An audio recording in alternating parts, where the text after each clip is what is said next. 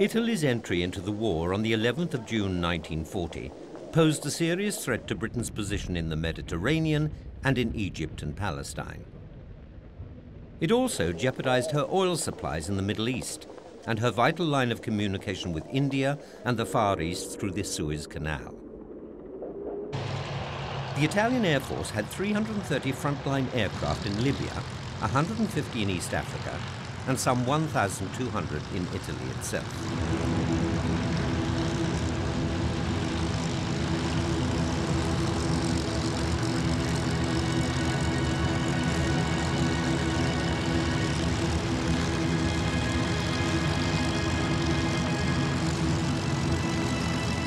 The RAF, meanwhile, could muster no more than 205 serviceable aircraft in Egypt and Palestine, and only 163 in East Africa.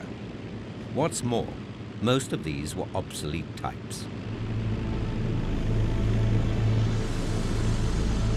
On the ground, the disparity in numbers was even more marked.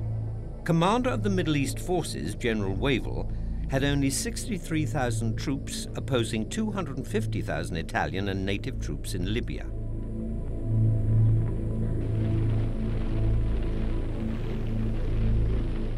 Further adding to his problems, Wavell had the task of policing Iraq and Palestine following an Arab rebellion in June 1940, and also to keep an eye on the Vichy French in Syria.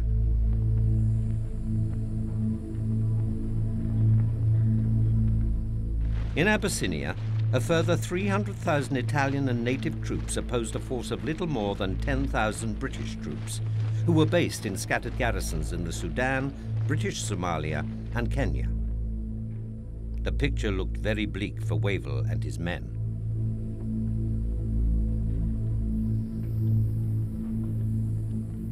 On the 11th of June, the day they declared war, Italian aircraft bombed Aden and Port Sudan, whilst the RAF attacked Italian-held airfields in Libya.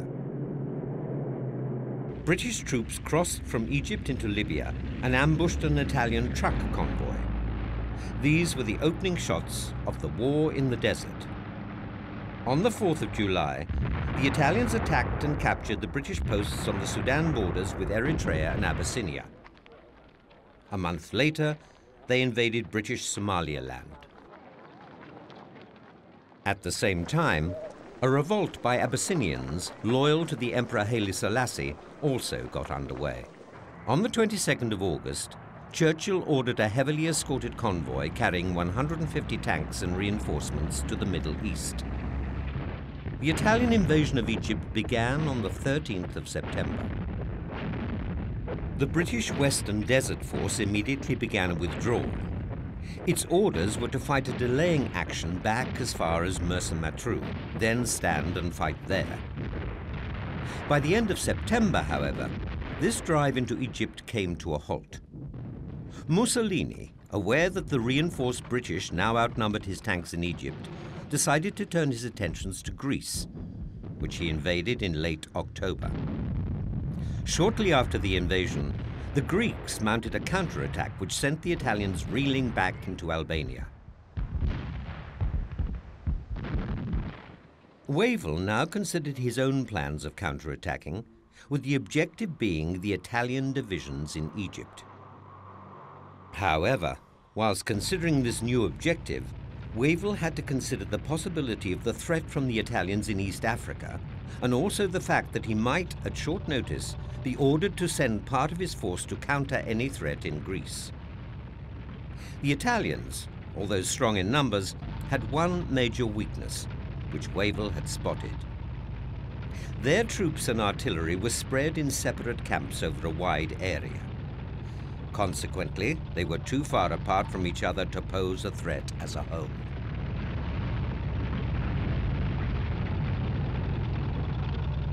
By the 11th of December 1940, Wavell had already captured 38,000 prisoners and a large number of guns and tanks, leaving the Italians with only 3 positions in Egypt.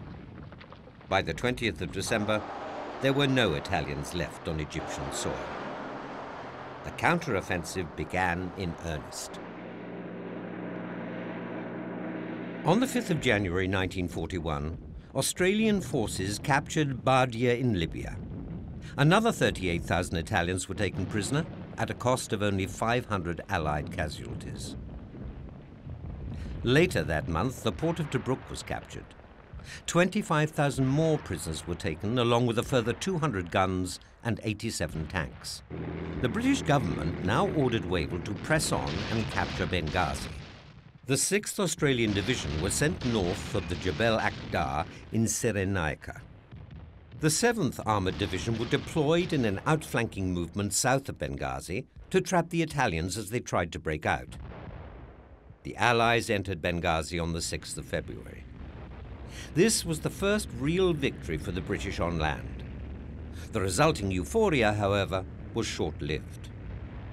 In that same month, the Italians received the support they needed when Hitler, fearing Italy might leave the war, ordered 3 divisions along with anti-tank units and aircraft to reinforce the Axis troops in Albania. A new commander entered the theatre, General Erwin Rommel. Landing at Tripoli along with 2 divisions of infantry and panzers, the Afrika Corps were immediately sent into action. Rommel's immediate orders were to recapture Benghazi, then Tobruk. Wavell now had a problem. Whilst his other divisions were successfully clearing the Italians out of East Africa, the war in North Africa was to take a turn. Wavell's worst fears were realized when the British ordered 4 divisions of Wavell's troops to Greece. This represented a substantial slice of his already stretched forces. By March, Rommel, with his 5th Light Division and 15th Panzer Division, had moved on Benghazi, driving the British back on the defensive as he went. Unopposed, the Afrika Corps entered Benghazi on the 4th of April. 7 days later, Rommel began to attack Tobruk, but unlike Benghazi, the British garrison there held fast.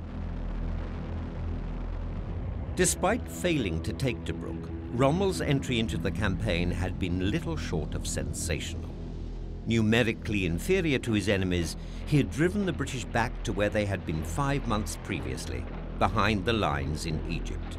For Wavell, the fact that, apart from Tobruk, which was now cut off, he had lost all of his gains of the winter, this was only one of many problems that he now faced. In Greece, now in German hands, many of his men had been captured. The remainder had retreated to Crete. In Iraq, there had also been a turn in events. Rashid Ali, the newly self-appointed leader of Iraq, turned his troops on the British air bases, which now came under siege. In neighboring French-ruled Syria, the Vichy presence threatened British-controlled Palestine and pro-British Transjordan, and thus the Suez Canal was also under threat. Furthermore, adding further to Wavell's problems, a directive was issued by Churchill to drive Rommel's divisions back and also to secure Syria and the Lebanon. This directive was supported by the arrival of a convoy carrying supplies, tanks and aircraft at Alexandria. On the 8th of June, British, Indian, Australian and Free French forces crossed into the Lebanon from Palestine and Transjordan. 30,000 Vichy French troops dug in along the coastal roads, resisted furiously. But after a month of savage hostilities, with the Syrian capital Damascus falling on the 21st of June, a ceasefire was negotiated, giving the Allies the right to occupy both Syria and Lebanon. Also, on the 15th of June, Wavell's men attacked the German garrison at Halfaya Pass. The battle was a bruising affair, and both sides suffered heavy casualties. Following a counterattack by Rommel, the British had to withdraw, and as a result, their losses were much higher. 91 tanks were lost against 25 panzers. For Rommel, this was a victory.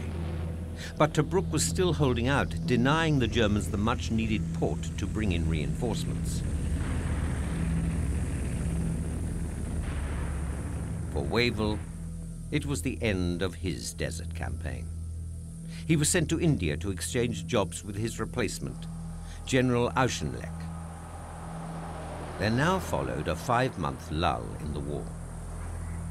In the besieged port of Tobruk, with the threat of attack at any time, the troops remained on constant alert.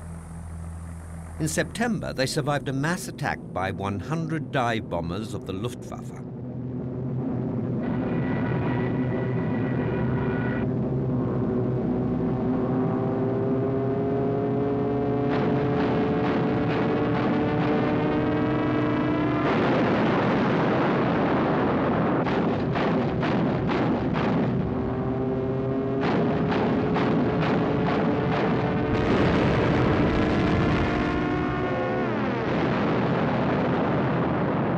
In October, 8 months into the siege, they beat off numerous tank attacks. On the 18th of November, in a bid to relieve Tobruk, the British crossed the frontier from Egypt into Libya. The next day, they clashed with the Italian armored brigade at Bir el Gubi. Meanwhile, a secondary unit seized Sidi Bezar. The Italian defenders were caught completely unawares. At the same time, the British were also attempting to break out of Tobruk, but the Italians held firm.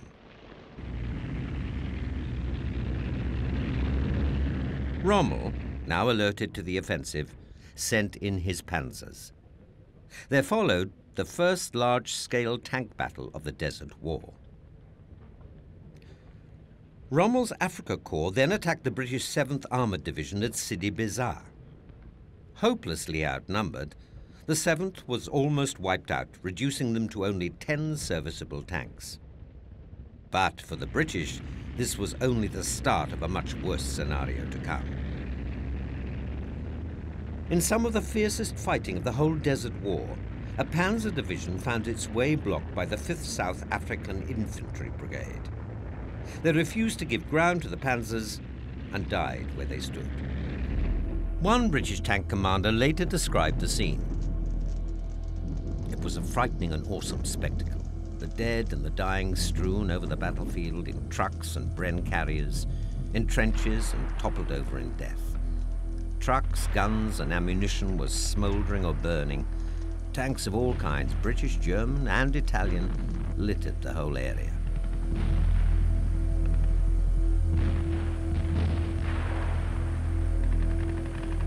However, although this was a German victory, Rommel's Afrika Corps was badly battle-scarred, and he had neither the manpower left nor the resources for any further engagement with the British.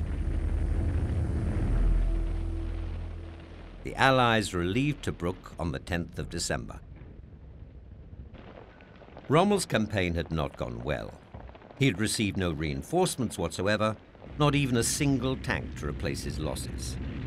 In addition to which, he was running desperately low on fuel. By the end of January, Rommel was back on the offensive again.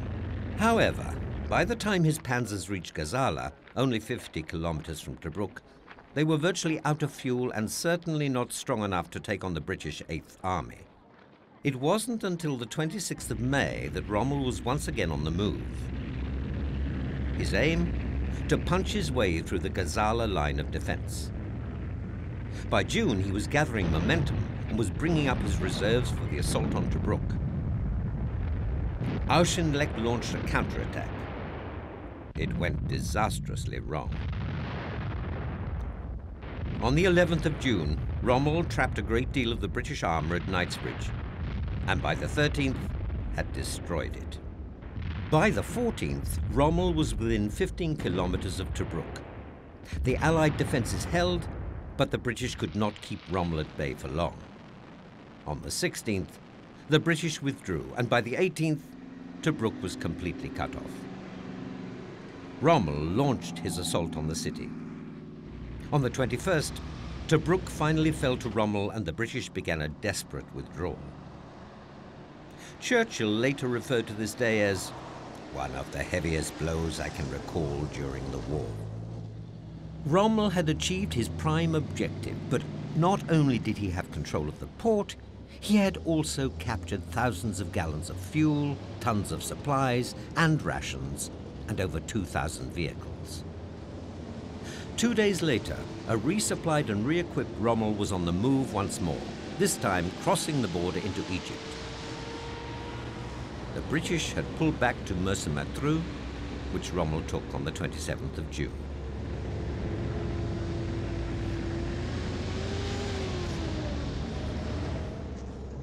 General Auchinleck, hotly pursued by Rommel, was deliberately falling back to El Alamein, and it was here that he intended to stand and fight.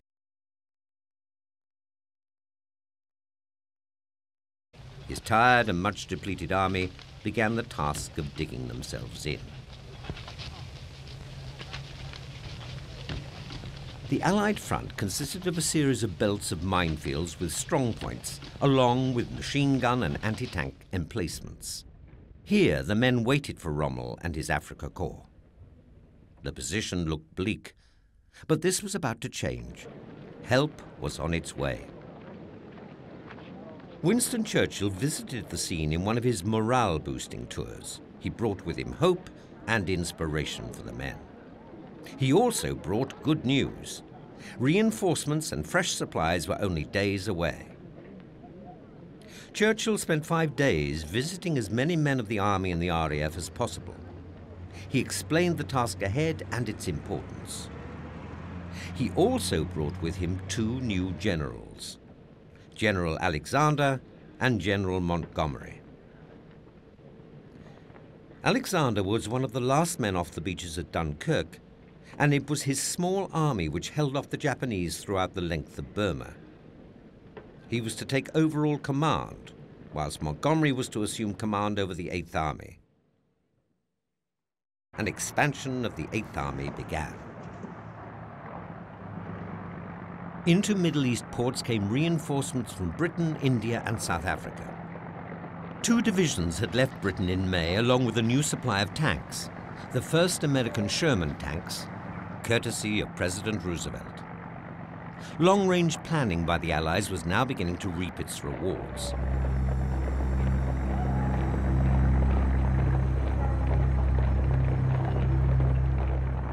Into the western desert poured a seemingly endless convoy of men and machines. Overhead, the Royal Air Force kept a constant lookout for enemy aircraft.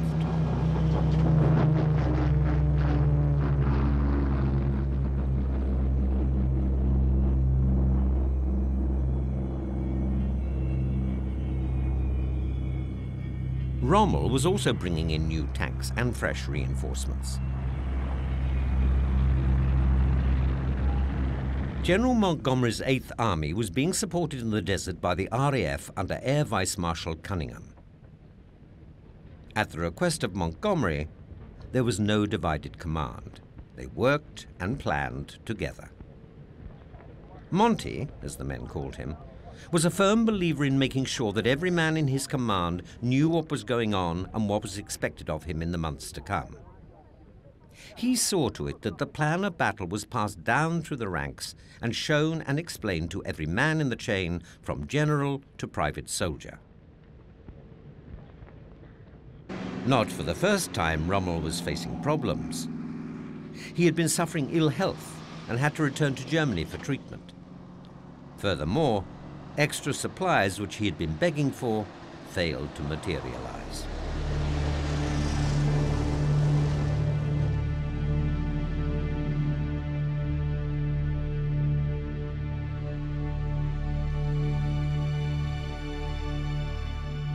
The British plan, codenamed Operation Lightfoot, was to draw Rommel's tanks away from the northern area, which would then allow the British armoured divisions to break through the German defences and establish itself in a position to threaten Rommel's dwindling supply lines. By the 23rd of October, all was ready for the attack. The main phase of the Battle of El Alamein began that evening. As the light failed, the final moves were made.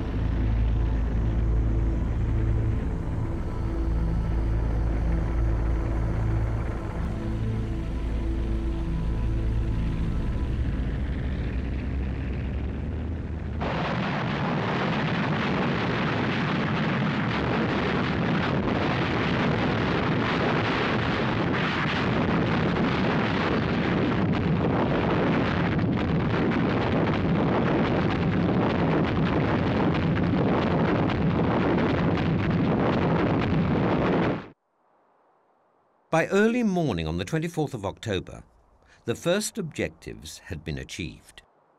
The night-long barrage of guns had completely taken the Axis forces by surprise.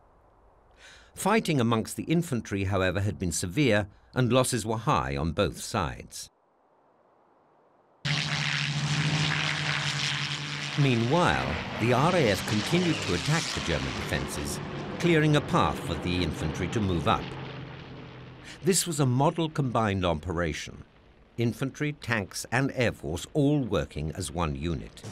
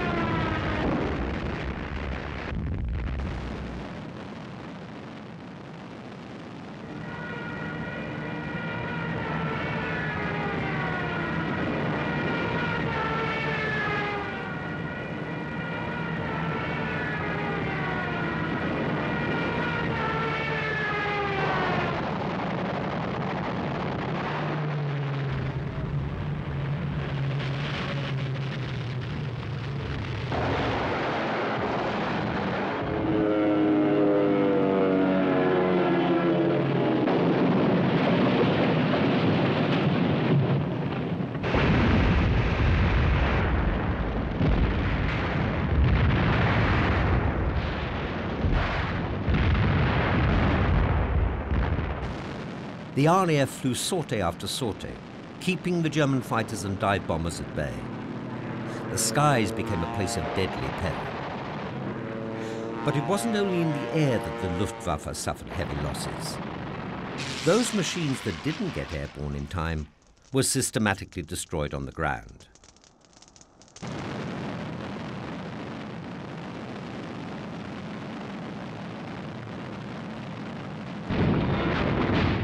Despite the superiority of the Allies, progress was slow. The Axis forces were fighting back desperately.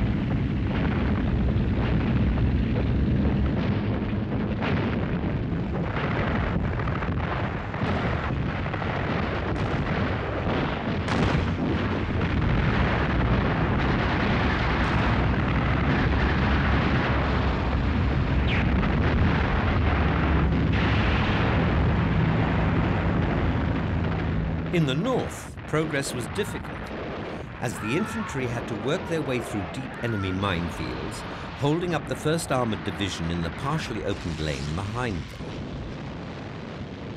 Allied bombers continued to pound on the Germans and Italians from behind their lines, cutting off any hope of reinforcements being brought up.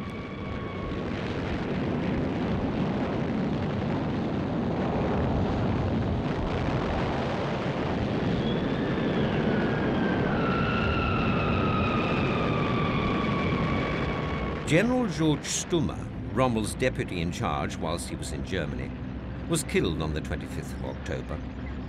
Rommel was forced to return to the battle. On the 27th of October, Rommel used his armour to try and counterattack, but these attacks were soon beaten off by the Allies. By the 2nd of November, the battle having raged for a week or more, Montgomery launched a new plan, codenamed Supercharge, a concentrated and mass effort to hit Rommel. It began in the early hours of the morning. Rommel's troops were soon under pressure, and with fuel by now desperately short, he was forced to begin the withdrawal of his forces. An order from Hitler told him to stand and fight to the last man, but it was too late. By the 4th of November, the 8th Army was ready to break out. Unlike a few months earlier, when Rommel had pursued Alexander's men to El Alamein, the Afrika Corps, hopelessly broken, had no other choice than to pull back. This time it was the turn of the 8th Army to do the pursuing. But this new 8th Army under General Montgomery was a much larger and much more powerful force. On the first day of Rommel's retreat, he lost a further 50 tanks with no losses to the Allies. Behind him on the battlefield lay over 500 of Rommel's tanks and more than 1,000 pieces of artillery. Tens of thousands of Germans and Italians were taken prisoner. Among them von Thoma, commander of the Afrika Corps, Burckhardt, leader of the German parachutists, and no less than 8 Italian generals. 20,000 men had died in the battle. In the air, the RAF continued to chase Rommel out of North Africa, attacking his tanks and convoys as they raced across the desert.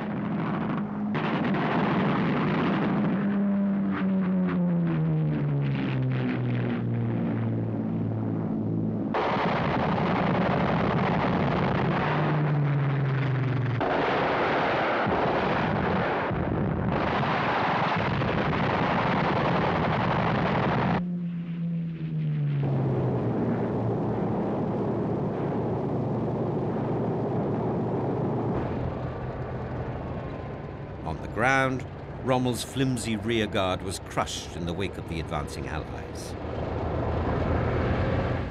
On the 7th of November, Mersa-Matruh was back in Allied hands. By the 10th of November, the 8th Army was making its way through the twisting mountain paths of Hellfire Pass. Tobruk was recaptured on the 13th of November, reopening the port for further Allied shipping and supplies. Meanwhile, Rommel continued to pull back even further.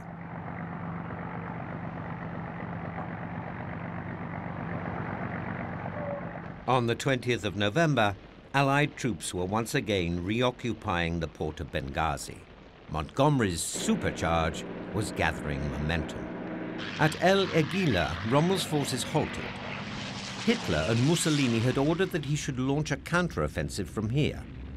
Rommel wanted to withdraw to Europe. That being impossible, with all the ports now in Allied hands, Rommel considered that the only way to salvage something from this was to join the Axis forces in Tunisia, and by the 13th of December, continued his withdrawal. Montgomery was to pursue Rommel for the next 41 days over a distance of 800 or more kilometers, fighting all of the way with Rommel's rear guard. General Montgomery said in his orders of the day, "Nothing has stopped us since the Battle of Egypt began. Nothing will stop us now." And nothing did. By the 22nd of January 1943, Montgomery and the 8th Army had reached the outskirts of Tripoli, and a fierce battle opened once again.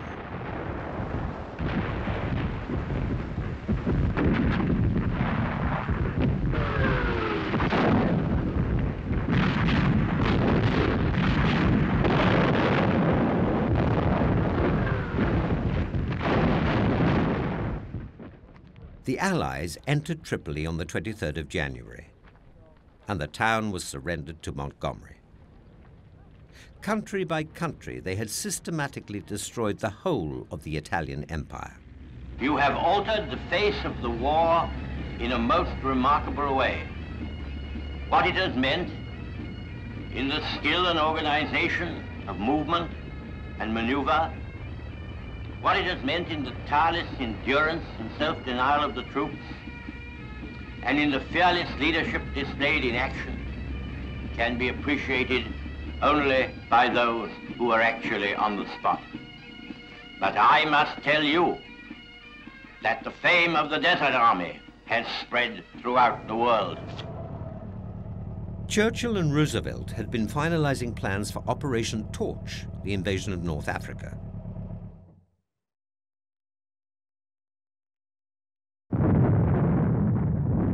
Three landings would be made. Crucial to the success of the landings was the degree of resistance from the French. At Casablanca and Algiers, there was heavy resistance. At Oran, signals were sent out to shore installations for them to indicate whether or not they would resist by aiming their searchlights vertically. Before long, all along the coast at Oran, searchlights could be seen.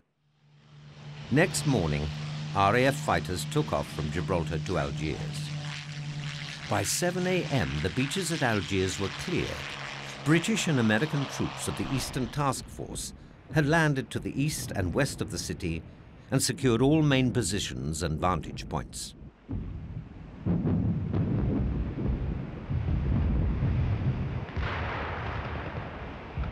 Meanwhile, American paratroops and airborne infantry of the Center Task Force were dropping onto the area around the coastal city of Oran.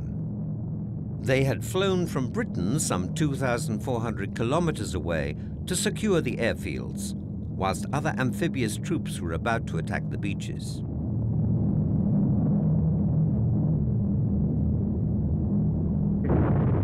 At Casablanca, the landing craft of the Western Task Force, led by Major General Patton, came under protection of the Royal Navy, their gunners beating off enemy fighter attacks. Dive bombers, battleships, and heavy gunboats continued a heavy barrage on the French shore installations, which had still remained hostile.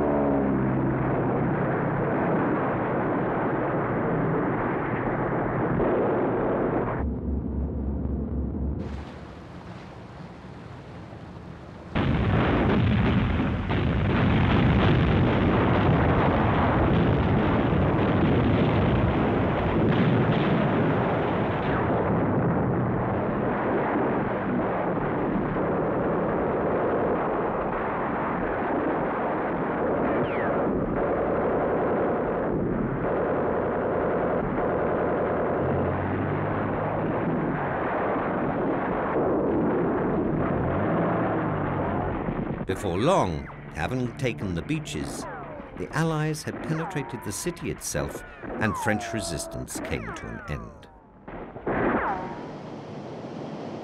Meanwhile, the Germans were pouring men and equipment into Tunisia, both by sea and air. Allied infantry, tanks and artillery began to move inland towards the hills. By rail went the French mountain troops with mules for transport. By air went British and American paratroops to capture enemy airfields and suitable landing grounds. By sea, the No. 6 Commando Battalion traveled from Algiers to Bona and Bougie.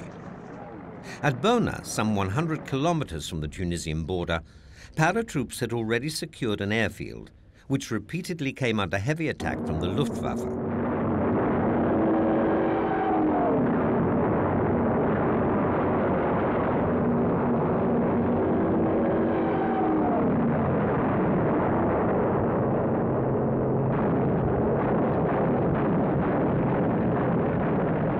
This was the only forward Allied airfield and had to be kept at all costs.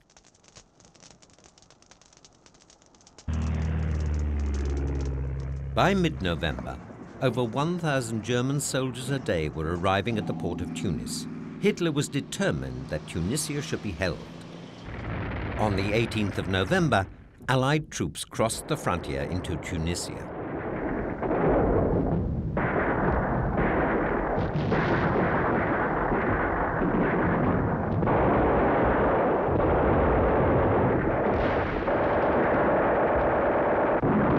Fighting all the way, the units of British, American and French troops pushed on.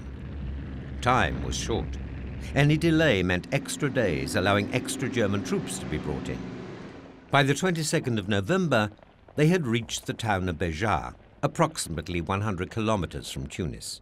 50 kilometers away, at Majez el Bab, the French, armed with little more than rifles and machine guns, were fighting furiously against the Germans. General Anderson, commanding the First Army, moved his tanks up to support them.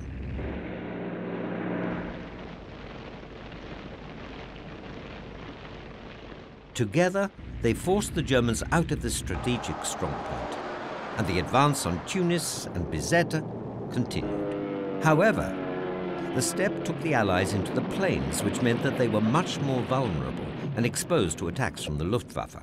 On November the 25th, the first major tank battle took place.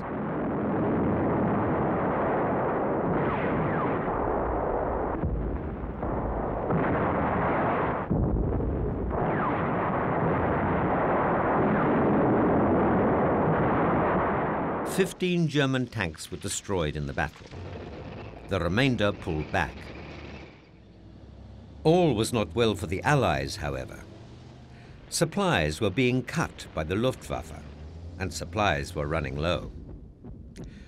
But still the advance didn't falter, and before long they were approaching the coastal city of Bizerte in the north, and further south the city of Tunis. There followed a ferocious and bloody counterattack by the German tanks and artillery. The Axis offensive worked. The Allies were forced back, withdrawing to the safety of the hills. This marked the final attempt by the Allies to break through. Too few troops, combined with the worsening weather conditions, proved decisive. They needed time to consolidate and repair their supply lines before attempting again. Rommel, meanwhile, still being pursued by Montgomery's 8th Army, was fast approaching from the south. Tunisia was packed with German troops, 15 full divisions moving up for the offensive. But these were no rookie troops. These were some of the Wehrmacht's finest battle-experienced veterans of Poland, France and the Balkans, along with 7 divisions of Italian troops. Air Marshal Cunningham, commander of the Air Force, and General Alexander in command of all ground forces worked together at their camp in the Tunisian mountains, planning the next phase of the assault. The first move was made by Air Marshal Cunningham.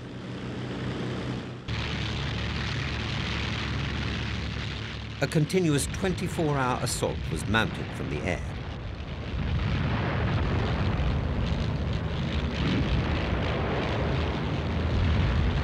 In the desert, Montgomery was planning his attack on the Mareth line of defense. On the 20th of March, Montgomery began his attack.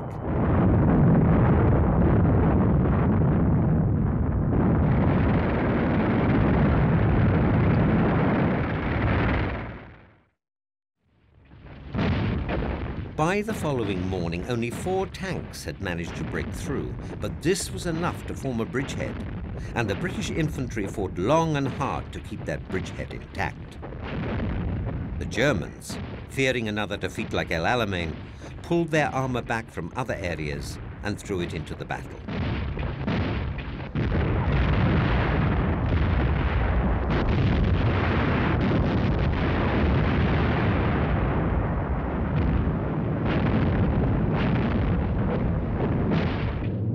Meanwhile, Montgomery's armor was racing across the desert towards El Hama. 50,000 men on the ground, supported by the fighters, bombers, and tank busters in the air, were about to descend on the German defenders.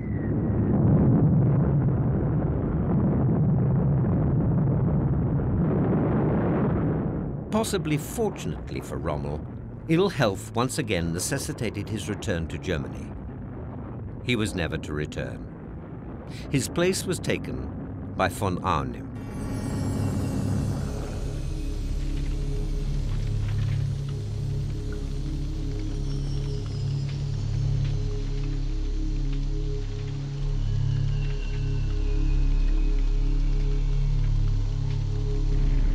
Now pinned down, it was too late for the German armor. The New Zealanders ploughed through the Tobago Gap. Major General Patton was sending his armor in from the west towards the eastern dorsal, concentrating his attack in cutting off von Arnim from the rear and securing Montgomery's left flank.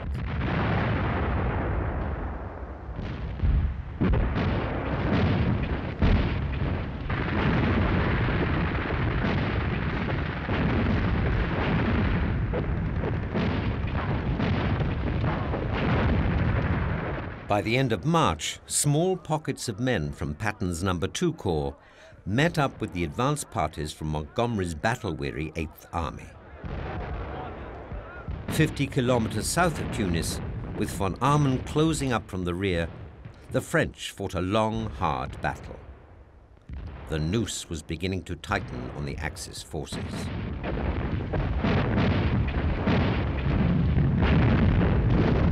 Montgomery's armored divisions were closing in for the kill. In a last-ditch attempt to reach Tunis, von Arnim and his army group Afrika called upon almost all of his remaining tanks.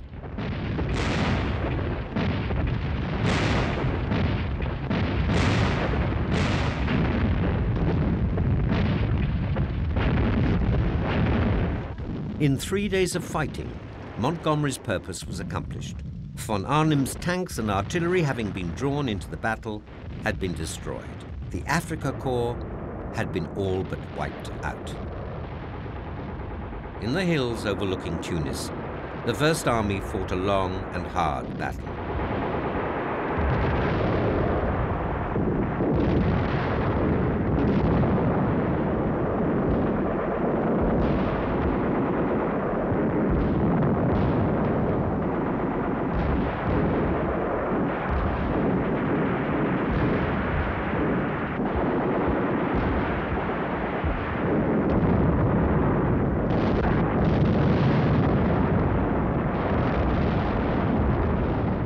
For 12 days, the hills echoed with gunfire. Positions were taken, lost, and retaken. When the German lines finally crumbled, the dead lay in hundreds across the battlefield.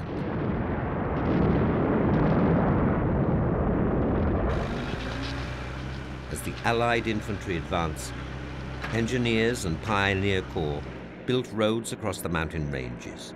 In 14 days, they built 17 kilometers of road. On this hilltop, known as Hill 609, long-range artillery of the United States Army started the attack.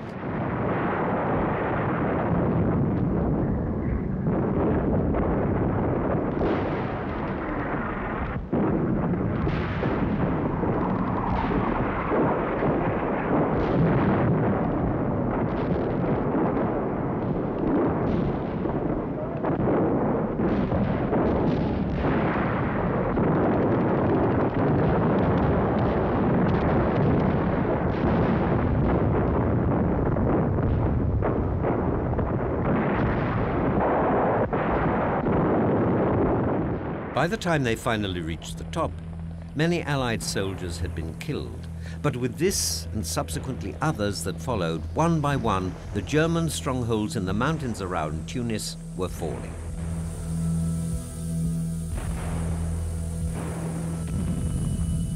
The Allied commanders knew then that the time was right for the last final all-out offensive. British and American armored and infantry divisions spearheaded the advance. In the hills, French artillery bombarded the remaining German strongholds. The Royal Navy pounded the shore installations and ports. This was a concentrated effort on all fronts.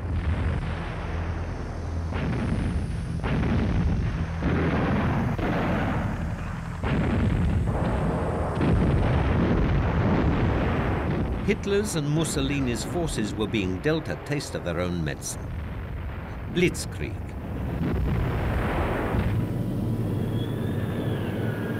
By air, the Allied bombers kept up the relentless attacks.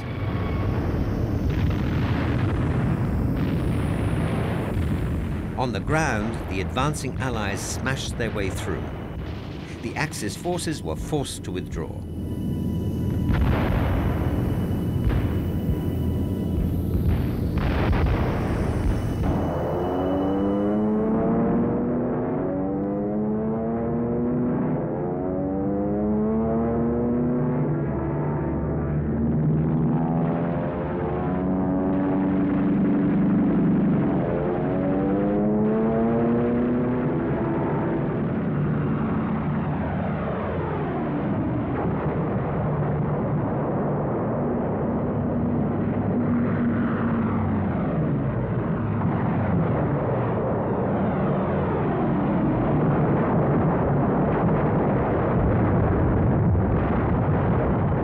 After only 8 hours of fighting, German resistance was beginning to flounder. The Allied tanks and armor broke through the final defenses.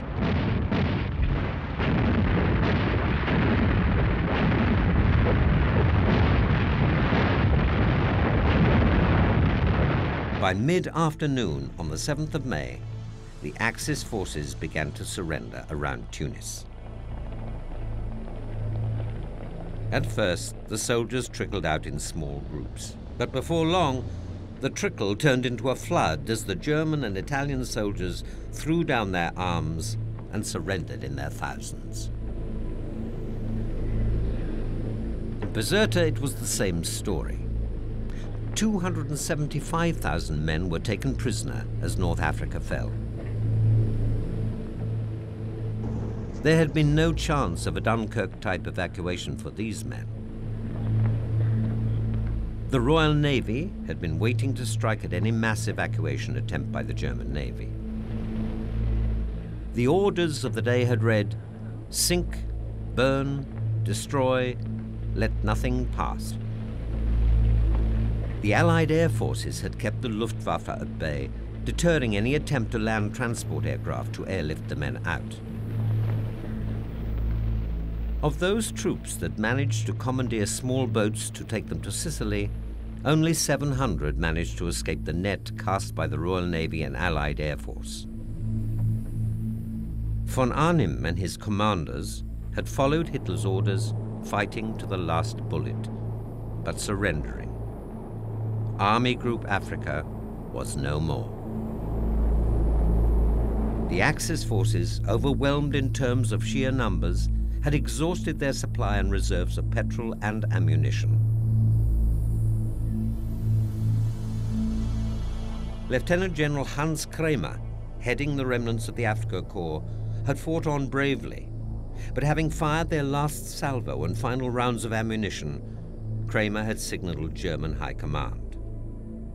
Munitions expended, weapons and war equipment destroyed, the Afrika Korps has fought to a standstill as ordered. In a German cemetery, one of their tanks, which had taken cover behind the graveyard hedge, makes its own funeral pyre. A direct hit from a shell, and it burns itself out on the site of its own choosing. The ruined dots of Tunis from which escape was made impossible. No wonder there was no Dunkirk for the Axis. The doors out of Tunisia were sealed with debris.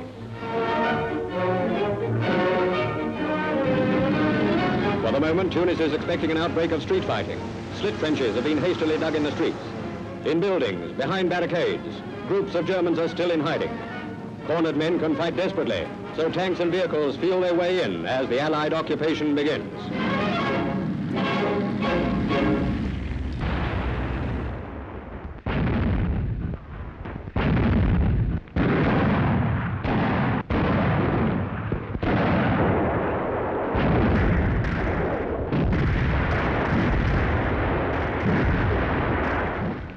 General Alexander signaled to Churchill, "Sir, it is my duty to report that the Tunisian campaign is over.